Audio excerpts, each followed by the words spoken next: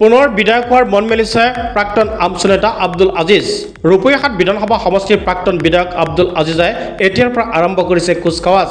সমষ্টি পুনৰ নিৰ্ধাৰণৰ পিছত পূৰ্ব ৰূপৈহাট বিধানসভা সমষ্টিৰ বহু অঞ্চল এতিয়া চামগুৰি সমষ্টিৰ অন্তৰ্ভুক্ত হৈছে। বৰ্তমান আব্দুল আজিজো চামগুৰি সমষ্টিৰ ভোটাৰ। সেয়েহে চামগুৰি সমষ্টিৰ পৰা 2026ত বিধায়ক হোৱাৰ সপোন আব্দুল আজিজৰ। অৱশ্যে কোনটো দলৰ পৰা নিৰ্বাচন খেলিব সেই কথা এতিয়াও স্পষ্ট হোৱা নাই যদিও এতিয়াৰ পৰা আৰম্ভ কৰিছে কুচকাৱাজ। কিন্তু 2026ৰ নিৰ্বাচনত চামগুৰি সমষ্টিৰ পৰা প্ৰাৰ্থিত্ব আগবঢ়াব প্ৰাক্তন বিধায়ক তথা সংখ্যালঘুৰ শক্তিশালী নেতা আব্দুল আজিজে সেই কথা একেবাৰে স্পষ্ট হৈ পৰিছে। পিছে সংখ্যালঘু ৰাজ্যৰ হৈ মতমতা আব্দুল আজিজক চামগুৰিবাসী ৰাইজে কিদৰে গ্ৰহণ কৰিব সেয়া সময়ত হ'ব লক্ষণীয়। কিন্তু আব্দুল আজিজে নিৰ্বাচনৰ বাবে ৰণকৌশল প্ৰস্তুত কৰাৰ লগতে জ্যেষ্ঠজনৰ পৰা সুপৰামৰ্শ আৰু সকলো শ্ৰেণীৰ ৰাইজৰ পৰা দুৱা আশীৰ্বাদ বিচাৰিছে। পিছে আব্দুল আজিজৰ সপোন বাস্তৱত কিমান পূৰণ হ'ব তাৰ বাবে আমি 2026লৈ অপেক্ষা কৰিব লাগিব। এই মুহূৰ্তত আব্দুল আজিজৰ মন্তব্য আছে, আপোনালোকলৈ আগবঢ়াইছোঁ।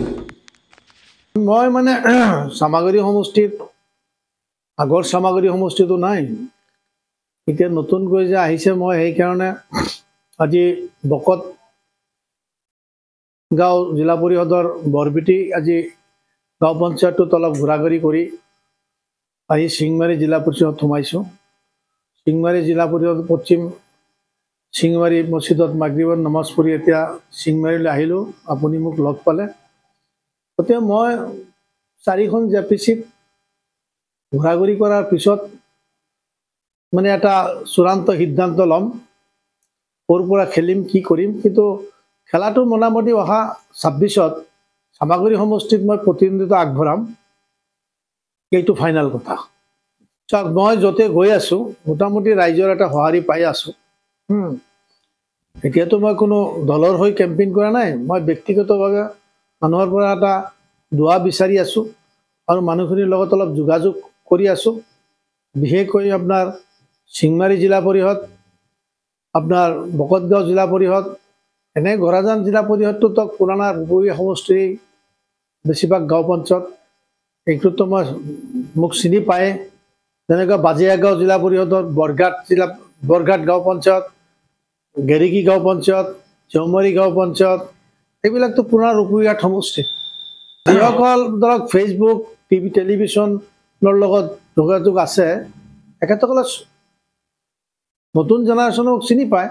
আৰু পুৰণা মানুহতো ধৰক যিসকলৰ 60ৰ ওপৰত বয়স আছে, প্ৰত্যেকজন মানুহে মোক ব্যক্তিগত চিনি পায়। যিহেতু 91 চনত মই ৰূপৈহাট সমষ্টি আৰু চামগুৰি সমষ্টিৰ দুটাত মই খেলিছিলোঁ আৰু প্ৰায় 15-16 ভোটৰ ব্যৱধানত মৰহুম আলহাজ নুৰ হুছেইন চাহাবৰ লগত মই পৰাজিত হৈছিলোঁ। আৰু ৰূপৈহাটত মই ৰচিদুল হক চাহাবৰ লগতো মই পৰাজিত হৈছিলোঁ। 91 চনত দুটা সমষ্টিত কণ্টেষ্ট কৰিছিলোঁ।